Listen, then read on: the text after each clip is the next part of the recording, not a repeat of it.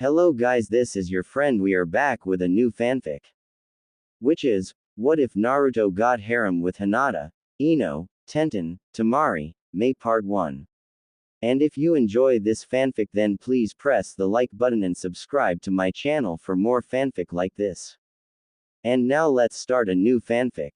Inside a modestly small, lightly furnished, altogether nondescript apartment sat Hitaki Kakashi at his desk. It had been another mostly sleepless night, same as the last. He had woken up at 3 in the morning after only 3 hours of sleep. Truth be told, Kakashi had not enjoyed a good night's rest in 13 years. He did not lament this fact, however. Subsisting on little sleep was an advantageous trait for a shinobi, and it let him spend his time more efficiently. Tonight, quite a bit of work sat before him. He really shouldn't have procrastinated, he knew, but how could he resist the allure of reading Ika Ika Paradise? A tad warm in here, he thought, pulling at the collar of his shirt. Eyeing the window to his left, he rose from his seat, lifted the window, and leisurely returned to his seat. Enough stalling. This evaluation is due at daybreak. He turned his attention towards the papers in front of him. 3 of them, separate from the large stack on the right end of the desk, bore a name each: Uzumaki Naruto, Haruno Sakura, and Uchiha Sasuke. Starting today, they were to be his team. He didn't contemplate the matter too hard. The third Hokage was wise and invested enough in this generation of genin that Kakashi trusted his judgment implicitly. The third thought that these 3 would be well suited to Kakashi, and Kakashi did not disagree. He would train them to the best of his abilities. Provided, of course, that they passed. While he didn't like to pass judgment without evidence, Kakashi reasoned that statistically speaking, they had very little chance of success. Some Junin, Asuma, called him a bit harsh for this, but Kakashi had a different perspective. Why should anyone who cannot grasp his one requirement be allowed to wield the power that comes with being a shinobi? It would be like giving a knife to a child. No one would blame the child, they would blame the idiot who gave them a deadly weapon. But maybe these children were different. Sasuke was, with one notable exception, the last survivor of the Uchiha massacre, and Kakashi had learned in an emergency meeting a few nights ago that Naruto, who had seemed hopeless despite excellent genetics, had managed to learn a B-ranked ninjutsu and utterly flatten a Chunin instructor. Both came from tragic circumstances, and both had the potential for greatness. As for the third teammate, Kakashi's eye caught a sudden movement in the documents on his desk and immediately held down the 2 profiles he'd been inspecting. Wind passed through the opened window. The third paper fluttered through the air, landing face down on the desk, while the topmost papers from the stack at the edge of the desk were scattered on the floor. I suppose this is why people use paperweights. Kakashi sighed, bending down to pick up the documents, but stopped as he examined the nearest one. After a moment, he took a knife from a nearby pouch, drew a minor slit across his finger, and began forming hand seals. Kuchio's no jutsu, summoning technique, he muttered, planting his palm on the floor. Accompanied by a puff of smoke, 8 dogs materialized in front of him. Yo! Greeted Pakun from atop Bull's head. Hello, Pakun, replied Kakashi. Would you please wake the other Junin and alert the Hokage? Tell them to meet me in the main Junin lounge in 5. Pakun nodded and the hounds dispersed, rapidly bounding out of the window. The papers fluttered idly. For a second there, I thought you'd be late to your own meeting, Asuma remarked, grinning as he entered the lounge. Kakashi waved at his friend. Well, this is a bit important. I don't think we'd have time to get sidetracked. It better be, said Kurenai, plodding groggily towards them. She rubbed at her eye with one hand, accenting the bags under them. Kurenai, who had only been recently promoted to Junin, was still not quite used to Kakashi's sleep schedule. Good morning, she added with a yawn. Kurenai-san. Kakashi nodded in a welcome. Hey, Kurenai, said Asuma, waving in a wide arc. Hello, Asuma, she replied, a smile encroaching upon her lips. It retreated as she returned her attention to Kakashi. Why did you have Bull wake me? He has the loudest bark. I thought we were being invaded. Bull likes ladies, Kakashi explained as if it were obvious. Come now, Kurenai-san, that's no way to act, said Guy, startling Kurenai as he appeared behind her. You're a lovely young rose. You're in the springtime of your youth. This is the time to take life by the reins and ride as fast as you can. He finished with a booming laugh. Guy-san, Kurenai uttered, turning around, why are you here? Isn't this meeting for the Junin who are leading new genin teams? There are extenuating circumstances, Kakashi explained. It'll all be explained momentarily. I would hope that you have a good reason for waking us at this hour, came the soft rasp of the third Hokage as he entered, smiling and looking completely rested. What concerns you, Kakashi?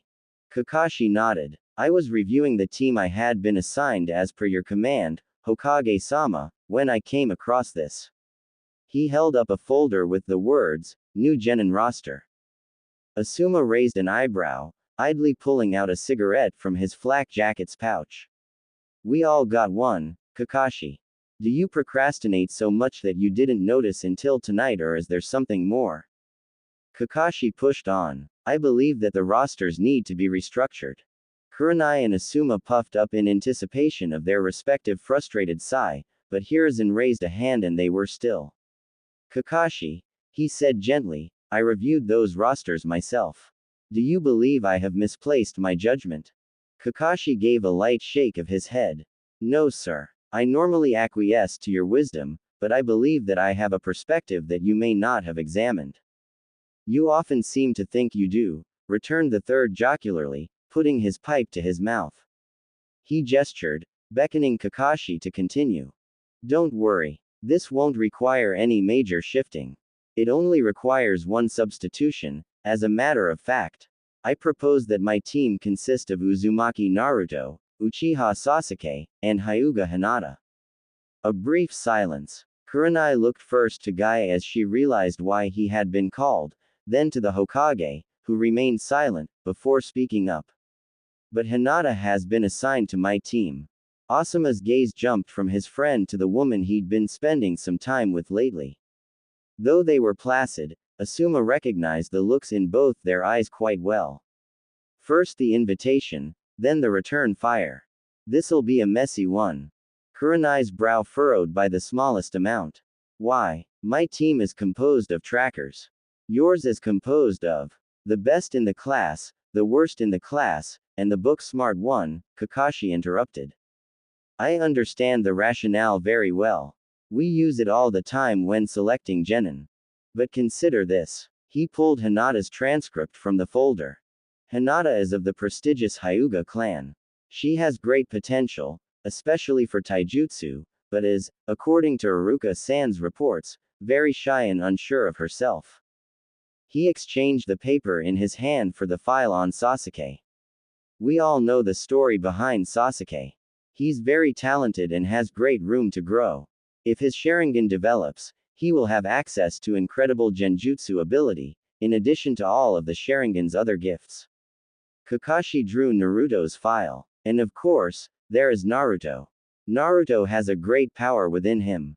And no indication that he can use it, Kurenai cut in. Did he not flatten Mizuki? Kakashi returned, silencing her. But Naruto is not why I am here. I believe that Hinata would provide a good balance to Team 7.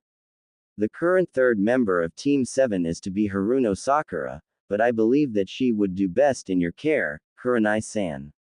She has the ability to become a fantastic sensor ninja and would do well in your tracking squad.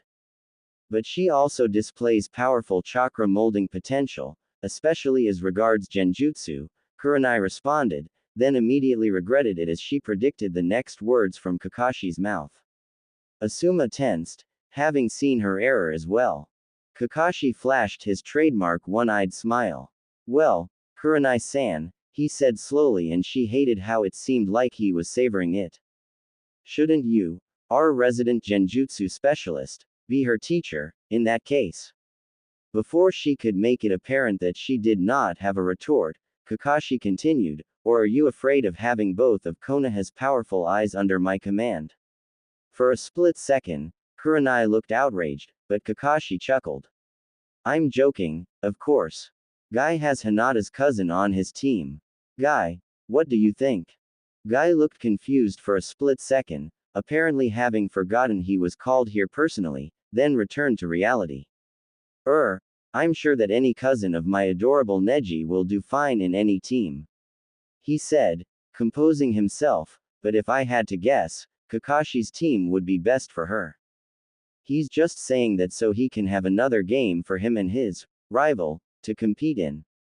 Kurenai barked, and it's all moot anyway.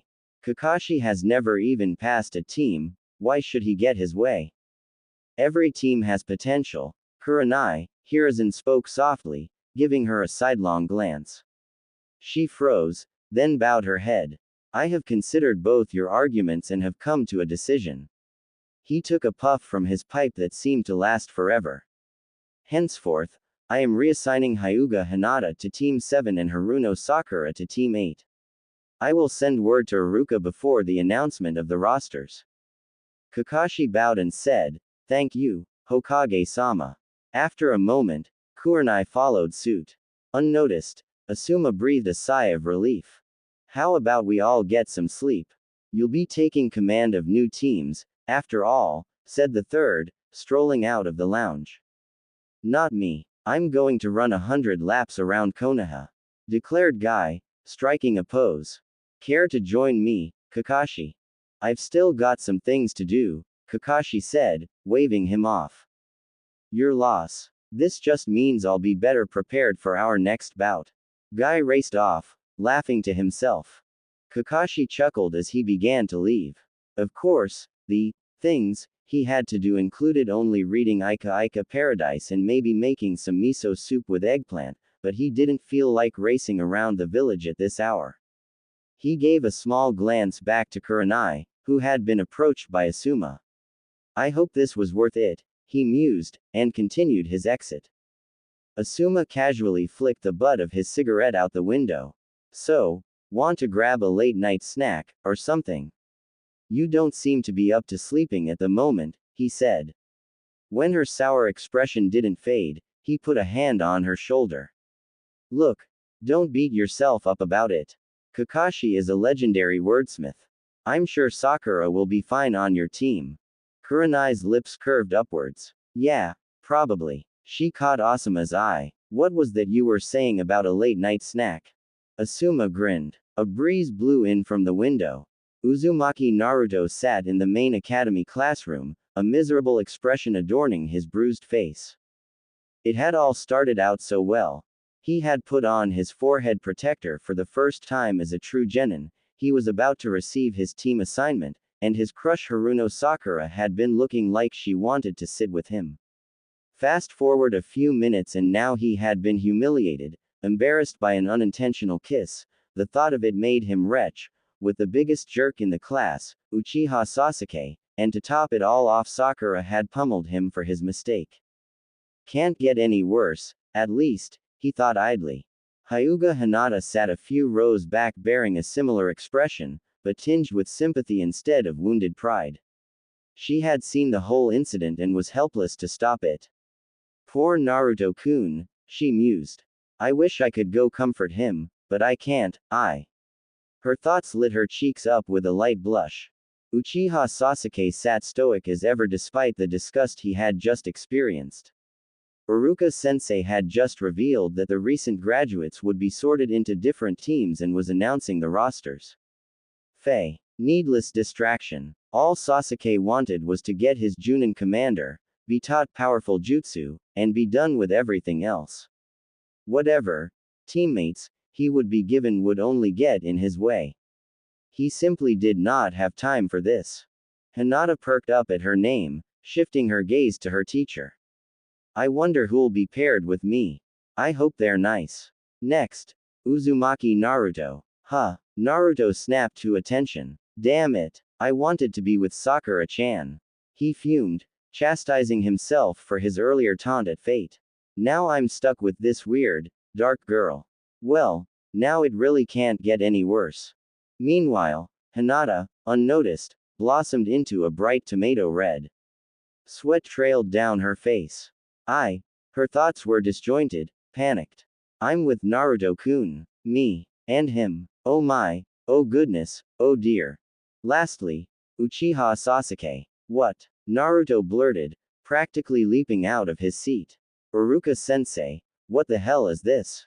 How can you put me, an amazing shinobi, on such a lame team with, he thrust a finger at Sasuke, with this jerk? Don't call Sasuke-kun a jerk. Sakura interjected. You should be honored to be on a team with Sasuke-kun. Believe me, I'd love to trade. Naruto returned. Wait, who did Iruka-sensei say? Hinata had only just returned to reality. Iruka raised an eyebrow. Out of all 27 students, Sasuke's grades were not only the top of the class, they were perfect. Oh, it's Sasuke, thought Hinata. Yours. Meanwhile, we're dead last. Iruka leaned towards Naruto, a hint of condescension in his voice as he said, you understand that we need to balance the teams, right? TCH, said Sasuke, still facing forwards. Just don't get in my way, dead last. What did you call me? Naruto barked, shaking with rage. Give it a rest, Naruto. Sakura yelled, pounding Naruto with her fists. Hinata merely looked on, worried. Let's hope this'll work out, thought Iruka, also worried. Alright, this afternoon we'll introduce your Junin sensei, so just take a break until then. This is the worst. Naruto fumed out loud as he stomped around town. Stuck with that jerk Sasuke and the weirdest girl in the class. He sighed. Whatever. I'll just have to do better than both of them and show our sensei that I'm amazing. They'll make me Hokage in no time. Hinata, meanwhile, sat at a park bench, enjoying the sights of nature. The birds cheeped and fluttered cheerfully around her. The tranquility made her smile. She drew in a deep breath. Okay, I am on a team with Naruto-kun. This is happening. She exhaled. I can do this. No, I have to do this. I can't drag him down. I have to do my best. I can do this, she said to herself. Do what? Said Naruto, arriving at the bench. Hinata squeaked in surprise, the blush returning in full force. I was just saying that. I can be a good genin. What kind of stupid answer is that? She mentally kicked herself. Oh, said Naruto, apparently accepting it. What are you doing here, anyway? Just are relaxing, Hinata answered quietly, clearly not relaxed at all. Naruto did not seem to take notice. If I may ask, what are you doing here, Naruto-kun?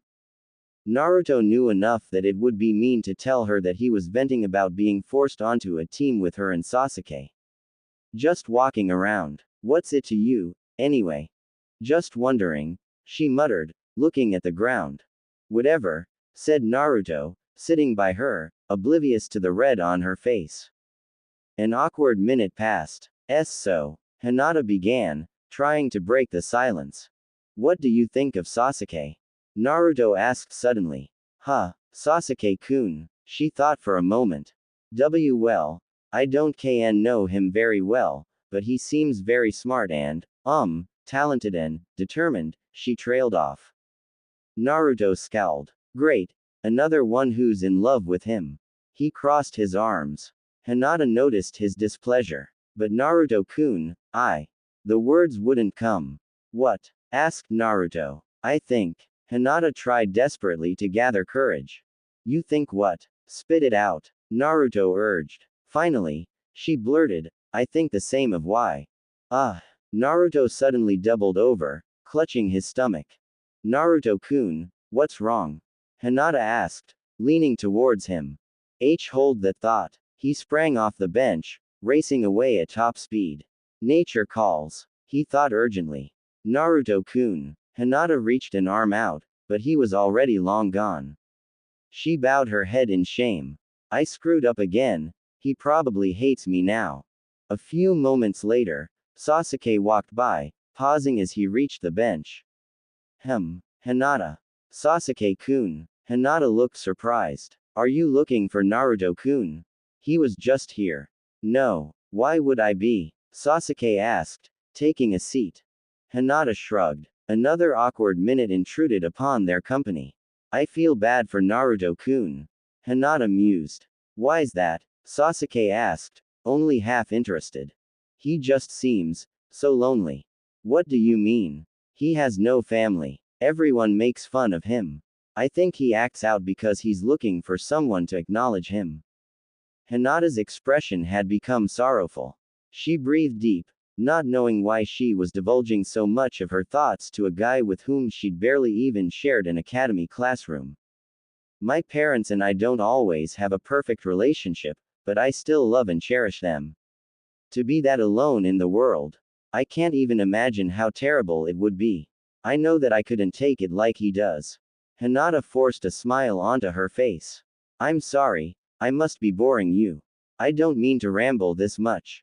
Expressionless, Sasuke contemplated her words. After a moment, he replied, you're right. Huh. Hinata's eyes opened in surprise. She hadn't thought that Sasuke was even listening to her babble. That sort of loneliness is unbearable. It is the worst feeling in the entire world, Sasuke said quietly. Leaves swirled around them from a sudden gust. After it passed, Sasuke stood and turned to look at Hinata. You have good eyes, Hinata. Oh, thank you, Hinata said quietly, hands balled on her thighs. I'm going, said Sasuke, starting to walk. See you this afternoon, Hinata called after him. Sure, said Sasuke with a small wave. After he was out of sight, Hinata craned her neck towards the sky, watching the birds fly by. Her expression had changed. It now had the smallest hint of determination. I can do this, she declared. She waited for Naruto to return, but after an hour or so, she gave up and headed back to the academy. Naruto poked his head into the hallway of the academy, irately scanning the hall. Naruto-kun, maybe you should just sit down. Hinata offered. Why is our Team 7 sensei so damn late? He griped. All of the other teams have gone off with their sensei and Iruka sensei even left. A mischievous grin worked its way onto Naruto's face. Eagerly, he grabbed an eraser from the blackboard. What are you doing? Hinata asked nervously as she watched Naruto climb a table to place the eraser atop the door. That's what you get for being late. Naruto exclaimed gleefully, leaping down. We could get in trouble for this, thought Hinata, brows furrowed. PFF'd. Like any Junin would fall for such a stupid booby trap, Sasuke scoffed. As if on cue, a hand reached in and pulled the door, triggering the eraser's fall onto Kakashi's head. He blinked in surprise as chalk dust settled around him. Naruto laughed at his sensei's misfortune. You fell for it, you fell for it. He cheered. Oh, we're going to be yelled at. Hinata faced the floor, twiddling her thumbs. Sasuke raised an inquisitive eyebrow. Is this really a Junin? He doesn't seem like much. His hand contemplatively under his chin, Kakashi gave a bright, one-eyed smile. He said jovially, how should I put this? My first impression is that I don't like any of you. All three Genins' faces fell. Maybe this wasn't worth it, Kakashi thought. Come on. He waved, turning to leave, follow me. They did so and Kakashi led them to a small garden on the roof. Planting himself on the railing at the edge while his students sat a few feet in front of him, he began, so, why don't you three introduce yourselves to me? A pause. What would you like to know? Hinata asked meekly. Kakashi shrugged. How about your likes, dislikes, dreams of the future? Things like that.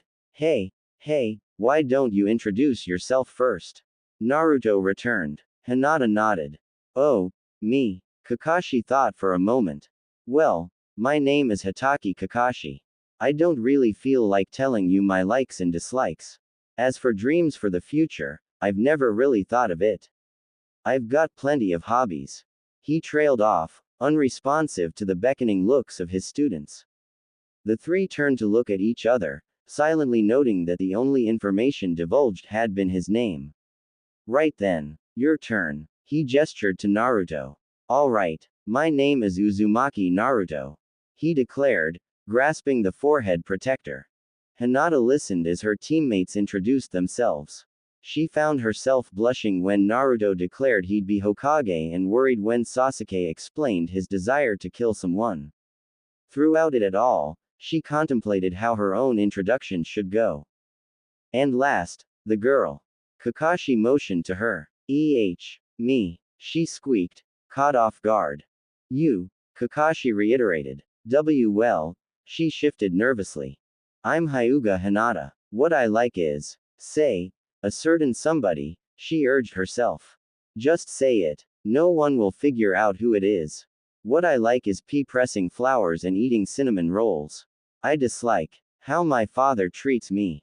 It's the truth. Say it. Crabs and shrimp. Wow. My dreams for the future are, she breathed deep, are to become kind, like my mother, and strong, like my father.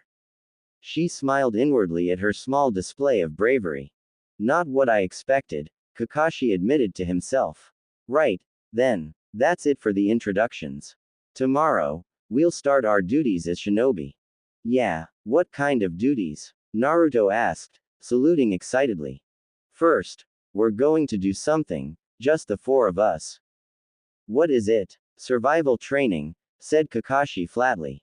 Hinata bit her lip in worry as she and her new teammates waited for their sensei to arrive so they could begin their exercises. His instructions had been vague and troubling. Get up early, don't be late, don't eat breakfast because they might vomit, and apparently this exam cost 2/3 of all graduates their forehead protectors. The anticipation was making it that much worse. Was Kakashi letting them stew, so that they'd panic? Could it be psychological warfare? Stress weighed on Hinata's heart more and more. Hey guys, good morning. Kakashi waved enthusiastically as he approached. No, he's just late again, Hinata concluded, unable to stop herself from feeling a bit sour as Naruto and Sasuke pointed out Kakashi's tardiness. Her disposition did not improve as Kakashi outlined the rules of the test. To her, threatening to eat her lunch right in front of her seemed like adding insult to injury. Oh God, I'm already assuming I'm going to get tied to the stump. If you want, you can use shuriken and kunai, Kakashi continued. You won't succeed unless you come at me with the intent to kill. Isn't that dangerous, Kakashi-sensei? Hinata chimed in. Striking a teacher, let alone assaulting one with a deadly weapon, was a completely alien idea to Hinata. Yeah, you're so slow you can't even dodge a blackboard eraser. Naruto laughed. We'll definitely kill you. Unfazed, Kakashi returned, the dog with the loudest bark often has the smallest bite. Well, ignore dead last san here and we'll start on my mark. Naruto snapped, whipping out a kunai and preparing to hurl it at Kakashi. Before Hinata could properly react, Kakashi had already moved behind Naruto and was holding the kunai to the back of his skull. Amazing. Hinata's mouth fell open. Calm down, Kakashi told Naruto, I didn't say, start, yet. Seems to me like you're finally prepared to come at me with the intent to kill. Does that mean you've acknowledged me at last? He let out a minor chuckle. It seems like, I'm beginning to like you guys. Maybe this wasn't a waste after all. Alright, let's get going. Ready, set, go. The four of them dispersed, ready for the test. What little encouragement Hinata had received from Naruto's outburst earlier had been mostly drained away in a few short minutes. Watching from far away behind a boulder with her Byakugan, Hinata had been subjected to Kakashi's utterly humiliation of Naruto. He'd parried all of Naruto's moves so leisurely, while reading a book, no less, and had topped it off with a kancho so hard it had jettisoned Naruto into the water next to them. This doesn't look good, Hinata thought as Naruto climbed out resembling a drowned rat. I know Naruto-kun was a bit careless, but if he can't do it, then I. Just then, 8 Bunshin emerged from the water. Ha! My new jutsu, Kage Bunshin no Jutsu, Shadow Clone Technique. Naruto announced proudly. You better not get careless, there are more than one of me now. Hinata was shocked as she examined the copies. Each one has a chakra network. Then, these aren't illusions. Not just Bunshin, but Kage Bunshin, Kakashi confirmed, apparently unfazed. You can probably only sustain this for a minute. You can't beat me with that jutsu. No matter how many you line up, you're still just Naruto. His stoic expression was replaced with surprise as another Kage Bunshin latched onto his back. What? Behind me? Hinata's heart fluttered. A smile sprouted across her lips. Yes. Weren't shinobi not supposed to get caught from behind? Naruto gloated. Right, Kakashi-sensei. Naruto's copies rushed up to Kakashi. I sent a Kage Bunshin out of the water to sneak up behind you. My still hurts. Here comes the payback. Mentally, Hinata cheered, Go Naruto-kun. But it was over too soon. Naruto merely ended up hitting himself as Kakashi had switched himself out for one of the doppelgangers, then ended up hitting himself some more until he dispersed the jutsu, leaving Naruto alone on the battlefield.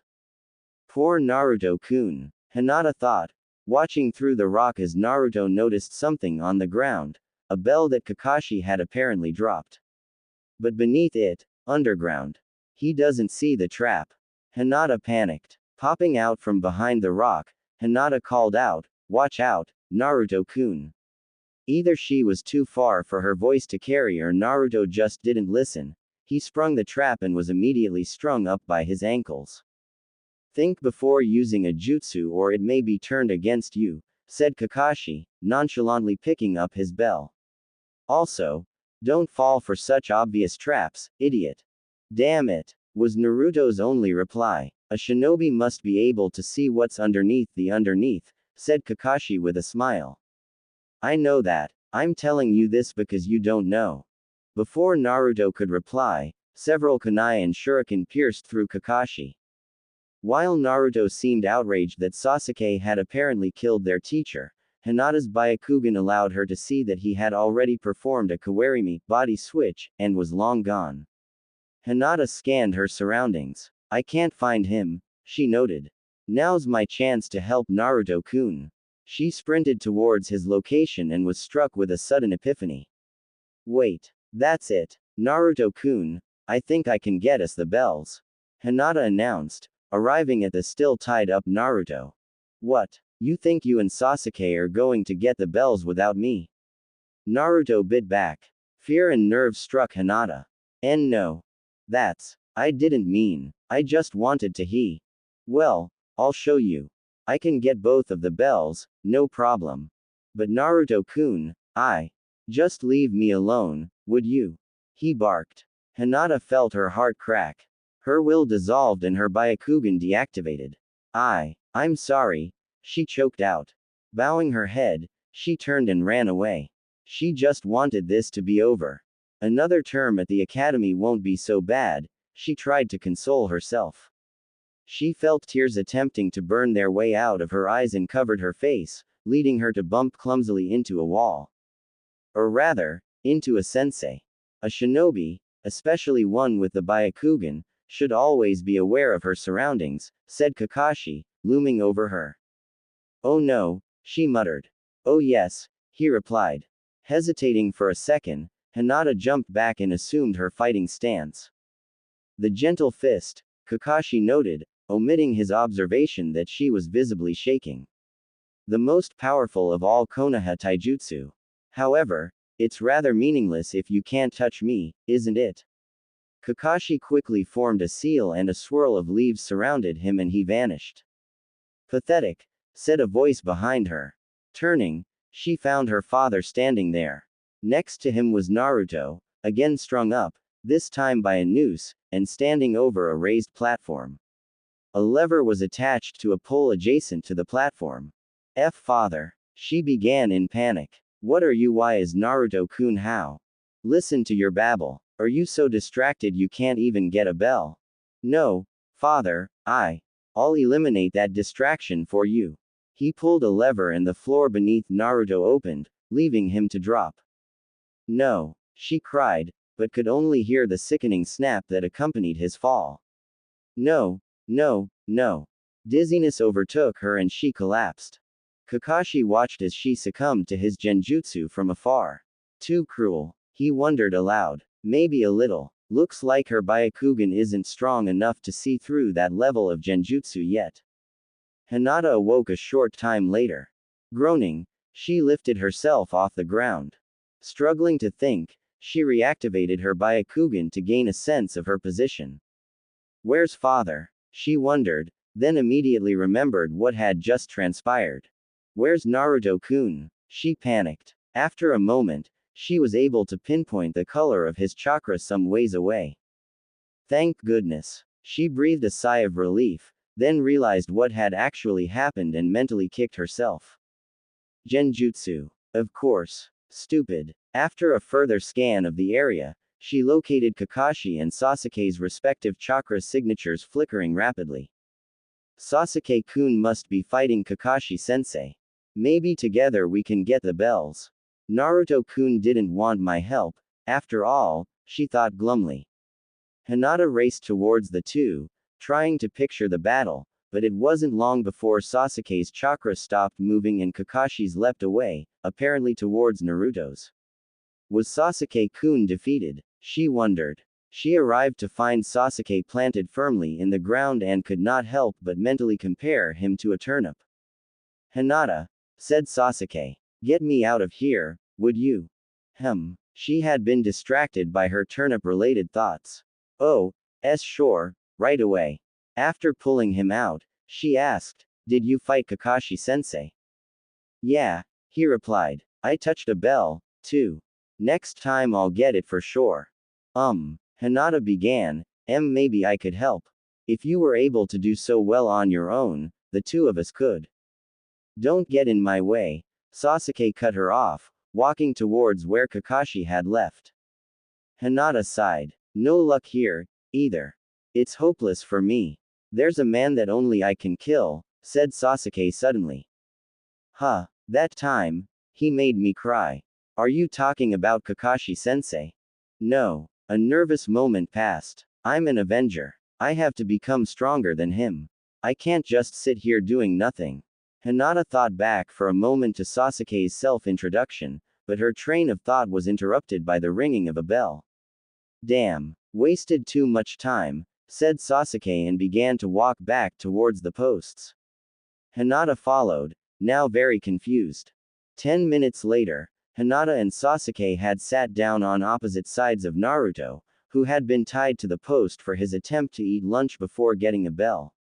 Though she felt bad for him, she couldn't bring herself to look at him. His earlier words still rang painfully in her ears. Confusion adorned all three of their faces in varying amounts. Naruto's expression quickly shifted to excitement. Hey, then, all three of us, he began. But how? Hinata wondered incredulously. None of us were successful. Were our attempts good enough, or? Kakashi gave a warm smile. Exactly. All three of you should quit as shinobi. The joviality in his voice betrayed his message. Quit. What does that mean? Naruto roared, struggling against the ropes that bound him. Okay, sure, we couldn't get the bells. But why does that mean we have to quit? Suddenly, Sasuke launched himself at Kakashi, only to be immediately wrestled into submission. See, that's why you're just a punk, said Kakashi atop Sasuke. His expression turned harsh. Are you three underestimating shinobi? Why do you think you were divided into teams and are undergoing this exercise? No one answered. Simply put, you aren't getting the answer this test. Answer, said Naruto. Yes. The answer that helps you pass this test. After a moment of silence, Kakashi continued, think about it. I'm a Junin. Not just a Junin, the technique master of the entire village. You three are genin. How any of you possibly hope to outwit or outfight me? Well, what's the answer, then? Naruto cried. Kakashi sighed, exasperated. It's teamwork.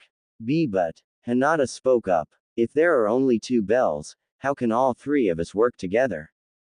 This test is purposefully set up to cause infighting, said Kakashi.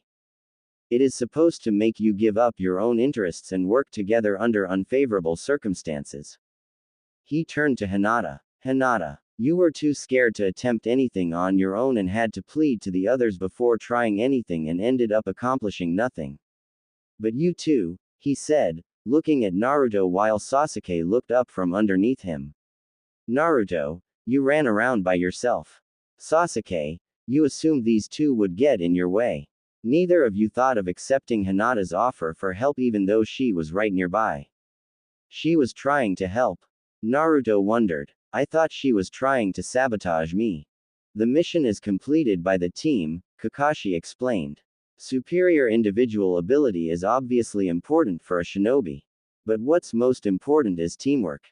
Individual plays that disrupt the team can put your comrades in danger and even get you killed. For example, he stepped off of Sasuke and aimed a shuriken at Naruto. Hinata. Kill Sasuke or Naruto dies. Hinata felt her heart pump manically and her eyes widened until Kakashi retracted the shuriken. You see, Kakashi said, turning away from them. If a hostage is taken, you will have to make a tough choice and someone will die. You risk your lives on these missions. He placed his hand on the stone marker before him. Look at the innumerable names carved into this stone. These are ninja who are recognized as heroes by the village. Hey, Naruto piped up, grinning. I've decided I wanna get my name carved on that stone too. I'll be a hero. These aren't just normal heroes. Kakashi uttered quietly. Oh yeah, then what kind were they? Naruto asked enthusiastically. Well, they are all heroes who died in the line of duty, Kakashi said flatly. Naruto's expression quickly sank. This is a memorial. My best friend's name is also carved here. Kakashi took a deep breath. I'll give you one more chance to get the bells after lunch. This time, it will be even tougher. If you still wish to challenge, go ahead and eat. But don't give any to Naruto. Huh, Naruto looked indignant. It's punishment for trying to eat by yourself. If either of you give him food, you fail instantly. He gave them a grim look. My word is law, understand? With that, he bounded off, leaving the three of them. Naruto laughed. I don't need any food. I'm fine. A loud gurgle suggested that his stomach disagreed. Naruto's face fell. Hinata took one of the bento boxes and opened it. After a moment, she lifted it towards Naruto, dry heaving with shaky hands. Huh, said Naruto. Why you should have some, Naruto-kun, she whispered. No need to be afraid. It's not like he can hate you anymore. I don't need to eat that much, and we'll have an easier tea time if you're not hungry. I can keep watch for Kakashi-sensei with my Byakugan, she added, activating it. Naruto gaped, wide-eyed as he considered her offer. Well, she did try to help me before, I guess. She's right, Sasuke chimed in, also offering his box. Unless all of us have some food, we'll just get in each other's ways. Eat up. Hinata's face turned beet red. Her thoughts began racing. Naruto-kun wants me to feed him. Oh goodness, this is so I don't know if what do I. Hello, Hinata. Oh, sorry, she said, then picked up some food with her chopsticks. I have to focus. I can't be thinking about that at a time like this, she thought, lifting the food towards Naruto's mouth. Here you go, Naruto-kun. He bit down, chewed, and swallowed rapidly. Thanks, Hinata, he said cheerfully. Hinata could hear her heart pounding in her ears. Don't faint, don't faint, don't faint, she told herself. Don't mention it, she replied softly. Don't forget to have some yourself, said Sasuke, lifting his lunch toward her. You're our lookout, after all. Hinata nodded and took some rice from Sasuke's dish. Minutes passed as the three shared their meals, silent, but for the chewing and rustling of chopsticks in food. Hinata found herself relaxed, smiling while she fed Naruto. That relaxation quickly evaporated with the sudden burst of smoke and their sensei's unmistakably enraged growl of, "You guys." Sasuke engaged a fighting stance while Naruto's shrieked in surprise. Hinata jumped backwards, stunned into silence after being torn from her reverie. Oh, that's right, we were taking a test. The turn in Naruto's disposition towards her had all but erased this information from her mind. Quote. Pass. Kakashi finished, smiling warmly through his mask. The three genin froze, dumbfounded. Kakashi chuckled. After a moment, Naruto asked, "What? Did you say we pass?" Hinata followed up. "You guys are the first," Kakashi answered, to more confusion from his team. "Everyone else would just do whatever I told them. They were morons." His voice took on a serious tone. A ninja must see underneath the underneath. It is certainly true that those who break the rules are trash. But those who would abandon their own comrades are lower than trash. He smiled as understanding washed over his students and gave an energetic thumbs up. "That's it for the training. All of you pass. Starting tomorrow, Team 7 will begin its duties." "I did it! I did it!" Naruto yelled jubilantly. "I'm a ninja! A ninja!" As Sasuke and Kakashi walked off, Hinata stayed behind to untie Naruto. "I'm so glad, Naruto-kun, we made it," she said as if she herself didn't believe it. "Yeah," said Naruto as the ropes fell. After a second of stretching, he looked at Hinata, who had begun twiddling her fingers and staring at the ground. "Say, Hinata." She perked up. "I'm sorry I yelled at you earlier. I was a big jerk," said Naruto, rubbing at the back of his head, unable to meet her look. "Sasuke and I should have listened to you from the start. I promise to do that more from now on. Can you forgive me?" Hinata could hardly believe her ears. "Naruto-kun is apologizing to me. Asking me for forgiveness." A sudden dryness permeated her throat. She choked out. Sweat began to pour down her face. "Hinata." She gulped. "No fear," she told herself. She whispered. If you be by me some sea cinnamon rolls. I'll see call it even," she finished, eyes averted. "Too far. Way too far," she thought, heart pounding. "You screwed up. Take it back. Take it back before he gets mad." As she opened her mouth once more, a laugh from Naruto made her bring her gaze back to him, and to her surprise, he was beaming. "Sure thing, Hinata," he said. "Just, give me some time to get the money, okay?" She nodded. "Great. See you tomorrow." He raced off, arms raised in celebration of their victory. Hinata sighed contentedly. Before she could take a step, however, a hand grasped her shoulder. "I almost forgot," said Kakashi, turning her around. "There is the matter of your father to which we must attend." Her expression dimmed. "Yes. I'll come by before our mission tomorrow." Hinata made a noise of agreement and Kakashi disappeared. Best not to dwell on it for now, she mused and began to walk back to the Hyuga complex. She let her mind drift back to Naruto's thanks and apologies and enjoyed the scenic route home.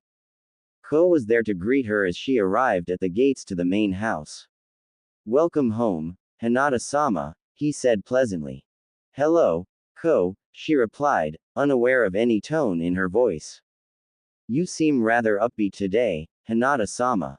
Does that mean your mission went well?" She stopped. She hadn't even noticed, but she'd been smiling all the way home. A small, singular laugh bubbled out of her as she answered, "Yes. I had a good day," and entered the building, making her way to her room. A very, very good day. Hinata awoke the next morning to the sound of a knock at her door. Who is it?" she mumbled, wiping the sleep from her eyes. "Hitaki Kakashi-san here for you, Hinata-sama," Ko replied from outside. "Oh, that's right." She realized what exactly was happening today and hurriedly dressed herself. She'd been dreading this. When the heir to a larger, older clan became a genin, it was custom for their sensei to speak to the head of the clan to confirm. The situation with the Hyuga, however, was complicated. The faster this is over, the better. Hinata opened her door to find only Ko standing there. Ko, where's Kakashi-sensei?" "He went ahead to talk with your father while you were dressing," Ko replied. "Oh no," she squeaked, then ran off towards the training hall. "Father and Hanabi-chan will be sparring right now," she concluded, but stopped dead in her tracks right outside the doorway as she heard her father's voice.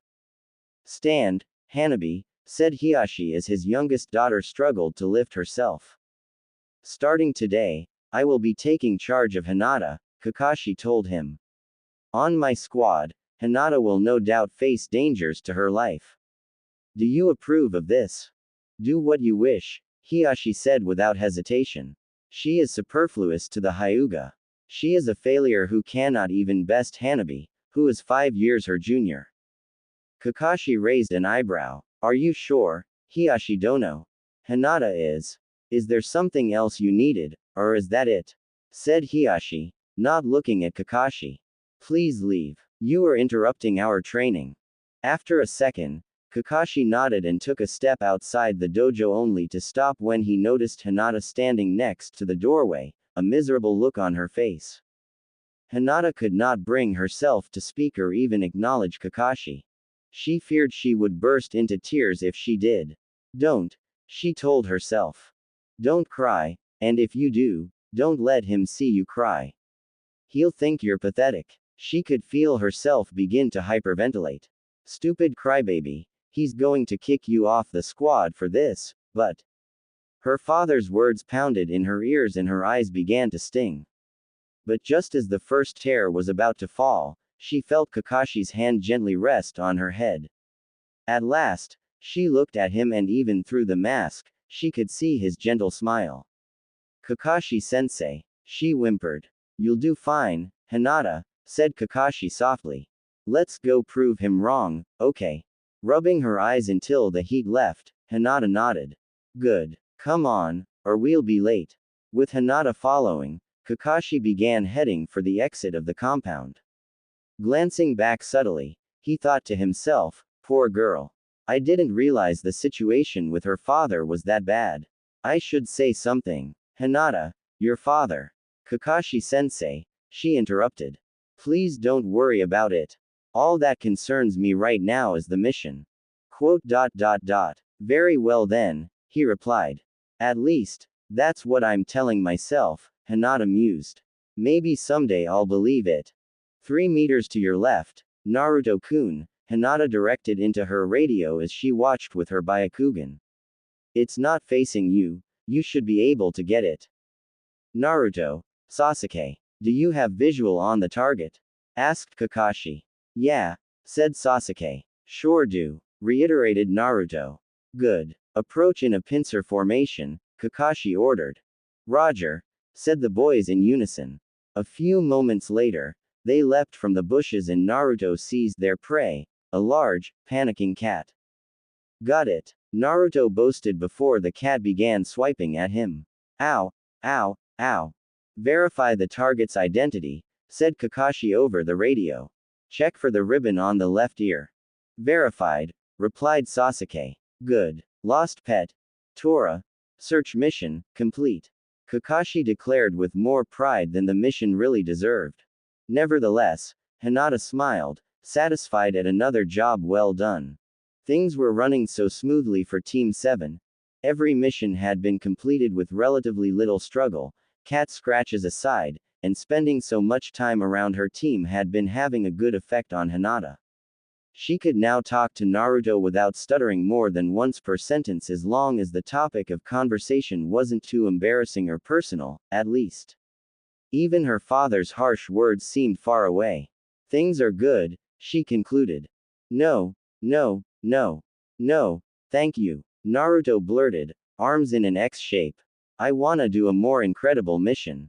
Find us a better one. I agree, thought Sasuke. Naruto-kun does raise a good point. Hinata shifted her gaze to Kakashi, not wanting to alert the third Hokage or Iruka to her agreement, and noticed her sensei's discomfiture. Iruka immediately bolted out of his seat. You idiot, you're just a rookie, Iruka yelled. Everyone starts off with simple duties and works their way up. The third Hokage merely sighed. But we keep getting the crappiest possible assignments. Naruto retorted. Quiet, you, said Kakashi, rapping Naruto on the back of the head. Naruto, it seems I must explain what these missions are about, the third Hokage began, but as he explained the mission ranking system, Naruto swiftly drifted off into contemplation about his next meal. Hey, listen, said the third Hokage, annoyed. I apologize, Kakashi said meekly, and Hinata noted how odd it was to see her sensei act the part of the nervous underling. Geez, all you do is lecture, lecture, lecture, said Naruto. But you know what? I'm not the trouble-making brat you still seem to think I am.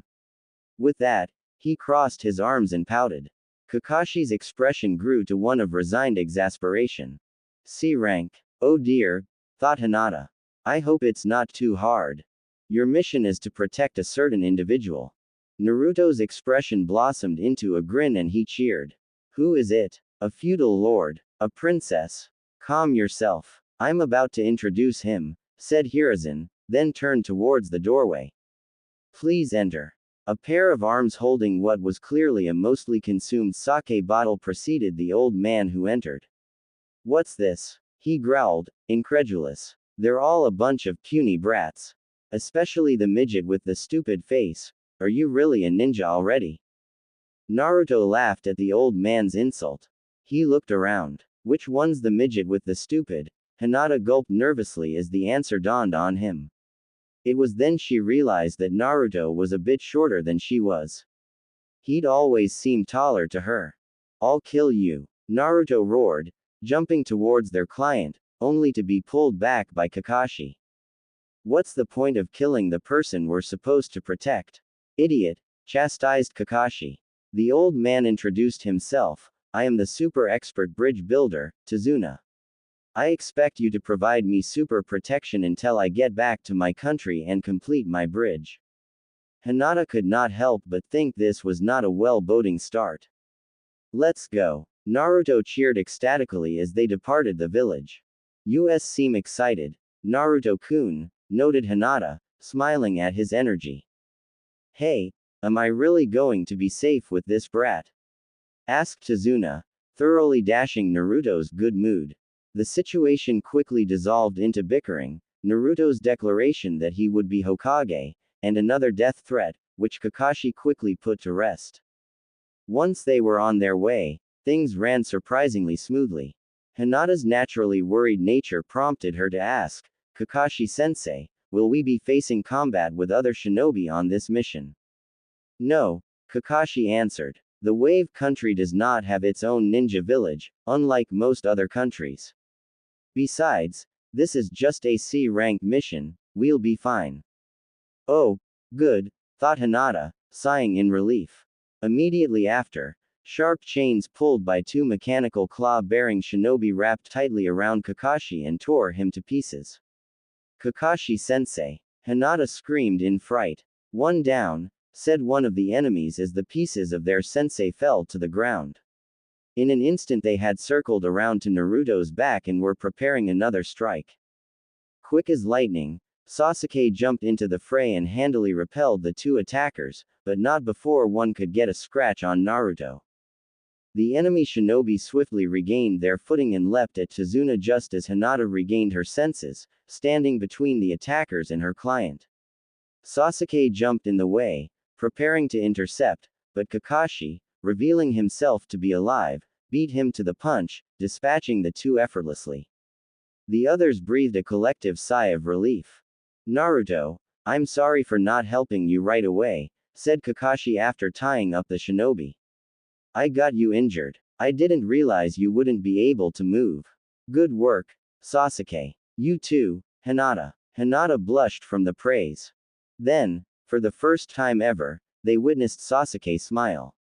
Hey, he said, turning to Naruto.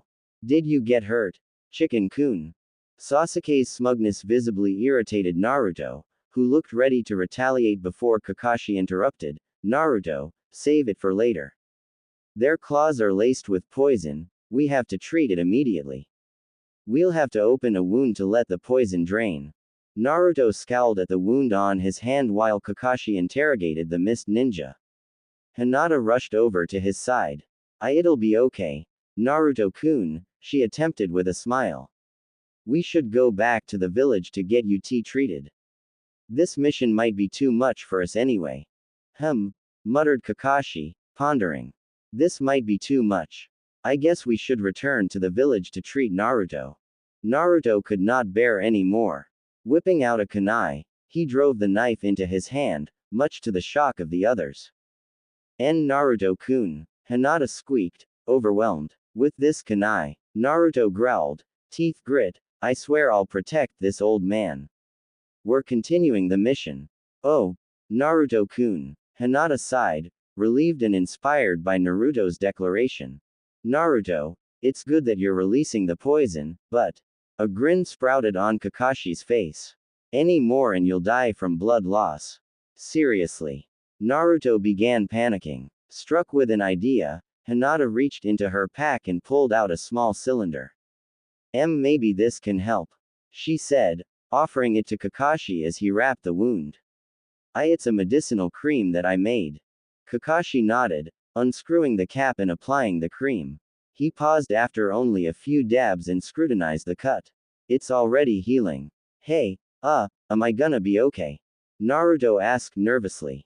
Finishing the wrap, Kakashi answered, you'll be fine. Hinata's cream did the trick. It was a good enough cover. Hinata's cream was effective, but obviously the Nine Tails chakra was doing the bulk of the work. Naruto seemed to buy it, anyway. Wow, thanks, Hinata. He smiled at her. Your cream works great. Hinata felt dizzy, but pleasantly so. Despite that setback, the mission proceeded smoothly enough. Sure, Tezuna's reveal that a rich businessman was trying to have him killed was jarring and Naruto had almost killed an innocent rabbit, but other than that, Hinata thought, nothing was really going wrong. In fact, she thought it was nice to see another country for the first time, and if there were another attack, she swore she would be ready. She did not anticipate that a giant meat cleaver would be hurled at them from nowhere. Everyone, get down, Kakashi ordered as the sword spun. Nobody hesitated to follow. The blade embedded itself in a tree, and when it stopped, its owner stood upon the hilt. Well, if it isn't the hidden mist's missing nin, Momochi Zabuza-kun, Kakashi explained nonchalantly. Just as Naruto looked ready to spring into action, Kakashi stopped him. Everybody, get back. This one is on an entirely different level. It'll be a little tough unless I do this. As Kakashi grabbed his forehead protector, Zabuza spoke, you appear to be Sharingan Kakashi. Sorry, but the old man is mine. Surround and protect Tezuna-san, said Kakashi. Do not enter the fight. That's the teamwork here, Hinata. Oh, alright, Hinata replied nervously, forming a seal. Byakugan. Ho, muttered Zabuza as Hinata's nerves swelled, both of Konoha's mighty eyes in one place. Maybe I'll take them home as a souvenir. Discover more. Movie posters, e-reader devices, bookbinding kits, play scripts, literary agent connections, fan fiction contests, fandom apparel, author interviews, world-building guides, writing prompt journals. Zabuza, Kakashi growled in a tone his students had never heard, you fight me first. I already get to see the great Sharingan, said Zabuza. I'm honored. After Sasuke finished explaining the Sharingan's abilities, Zabuza leapt down to the surface of the nearby lake. Over there, yelled Naruto, pointing. He's releasing a high amount of chakra. Kakashi noted. Ninpu. Kurigakur no Jutsu, ninja art. Hidden mist technique, said Zabuza, and immediately a shroud of mist descended over them. He's gone, said Naruto. He'll come after me first, said Kakashi. Momochi Zabuza. As a member of the Hidden Mist, he was known as an expert in silent killing. You don't notice until you're already dead. I can't quite use the Sharingan perfectly, so you guys need to be careful. Hinata, keep watch. Why does Kakashi-sensei keep asking Hinata to do stuff? Naruto wondered. A low, grumbling laugh came from seemingly everywhere in the mist. That little girl's Byakugan won't be able to pierce my mist, came Zabuza's voice. I've got 8 choices. Liver, lungs, spine, clavicle vein, jugular vein, brain, kidneys, heart. Which one should I go for? He's right, whispered Hinata, searching desperately. I can't find him. Hinata wasn't the only fearful one. Sasuke was sweating bullets right next to her. Sasuke, said Kakashi in a reassuring tone. Don't worry. I'll protect you all even if it costs my life. He smiled warmly. I will never let my comrades die. We'll see about that, Zabazaz growled, appearing behind them. It's over. But as he swung, Kakashi stabbed Zabuza in the gut, simultaneously allowing his allies to get to safety. The fight had been tumultuous and chaotic, but the ending was surprisingly abrupt. The unknown figure that had apparently killed Zabuza stood before them, ready to take the corpse away. Now Kakashi had to explain to Naruto that there existed people in the world who were younger than Naruto but stronger than his sensei. Kakashi-sensei. Hinata piped up as the mist cleared. She had been shivering since the fight began. What is it, Hinata? Kakashi asked, trying to hide his exhaustion. Hinata moved in close and whispered, he's still alive. Kakashi's eyes widened. His pulse was definitely gone, he thought back. But the Byakugan can see internal organ flow. It wouldn't be fooled. Kakashi turned to the hunter nin before them. That means that this guy is an enemy. Your battle is now over, said the masked figure. I must now dispose of the body, since it is filled with secrets. Farewell. The hunter nin disappeared with Zabuza. Settling his breath, Kakashi pulled his forehead protector back down to cover his Sharingan. Not good. Kakashi-sensei, why did you let them go? Hinata asked, startled. Well, said Kakashi, teetering forward. This should probably help answer that. He collapsed. Kakashi-sensei. Naruto yelped, rushing towards his sensei. Face in the dirt, Kakashi continued. The Sharingan takes up a lot of chakra. I can't really move right now. If I had attacked them, the fight would have gone poorly. Don't worry, said Tazuna a bit too energetically. You can recuperate at my house. Thank you, said Kakashi. Are you alright, sensei? Asked Tazuna's daughter, Tsunami, at Tazuna's home. Yes, I just can't move for a week, Kakashi replied. If that guy is still alive, what should we do? Asked Tazuna, finally showing worry. Should we hide? Will he be able to find us? That just means we get to beat him up again, said Naruto. Don't worry, Tazuna-san, said Kakashi, shushing Naruto. Zabuza should be in a pretty sorry state himself. You don't just recover from a fake death like that. But it means that we have some preparation to do. He tilted his head to face Hinata.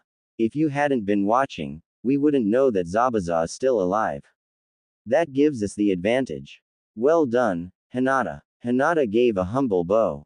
Kakashi sat up. Let's go. The sooner we start, the better prepared we'll be for Zabuza's next attack. Naruto felt the training was not going well. Earlier, Kakashi had told him that he had improved most out of the three of them, but now he couldn't even get higher than few feet up the trees he was supposed to climb. Stupid trees. Stupid Sasuke. To top it off, the brief interaction he'd had with Tazuna's grandson left him in a sour mood. At least I'm doing better than, huh? He looked around. Hinata, he called. Up here, Naruto-kun. Came the response from above. Naruto looked to find Hinata sitting in a tree branch higher up than even Sasuke had gotten.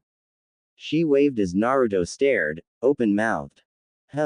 Looks like Hinata is the best at chakra control, said Kakashi, upside down. Damn it, Naruto raged. I thought I was the one who'd improved most. Hinata's face fell. He's mad at me again. Wow, Kakashi chimed. Not only does Hinata have that Byakugan, but she's got good chakra control and stamina. I'd say out of the three of you, she's the closest to the title of Hokage. Naruto scowled. He glanced at Sasuke. I guess we know which clan is the strongest in Konoha after all. Sensei. It wasn't anything, Hinata attempted weakly. Modest too, muttered Kakashi, now just amusing himself. Of course, the gentle fist already necessitates a good bit of chakra control. It's natural that Hinata would have an affinity for this exercise. I can do this, thought Naruto, fists clenched. I'm gonna catch up to Sasuke, and I'm gonna be the best. An hour later, however, Naruto had not made significant progress. Hinata, meanwhile, was taking a quick break. Gathering up courage, Hinata stood and headed towards where Naruto had just landed unceremoniously on his back. Hello, Naruto-kun, said Hinata, trying her best to smile. Ow. Naruto rubbed at where he'd just hit his head. What's up, Hinata? I was just wondering, maybe I could help you out a bit. She faced the ground. Naruto's first instinct was to snap back that he didn't need her help, that he would do it himself, that he'd beat both of them and become Hokage in no time, but he remembered what he'd said during the bell test. I should have listened to you from the start. I promise to do that more from now on. Sure, Hinata. What should I do? Her heart fluttered. Well, you need to balance the chakra in your feet so that it adheres to the tree without damaging the structural integrity of the tree, and, from the look on Naruto's face, she could tell she'd already lost him. She thought for a moment. Here, try focusing chakra at your feet. I'll tell you how much more or less you need. Naruto tilted his head. How? Like this. Byakugan. Her eyes focused. Oh. Naruto pointed. Yeah, I was wondering about that.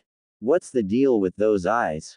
The Byakugan is the dujutsu passed down in my family, the Hyuga clan, Hinata explained. It allows me to see through objects, even inside the human body, and gives color to chakra. I can see all around me, too. With one exception, she added mentally. I can also see up to 50 meters away. My father can see even farther than that, though. Wow, said Naruto, eyes wide. That's amazing. It's like Kakashi-sensei's Sharingan. He thought for a moment. Does it take a lot of chakra to use? She shook her head. And no, not really.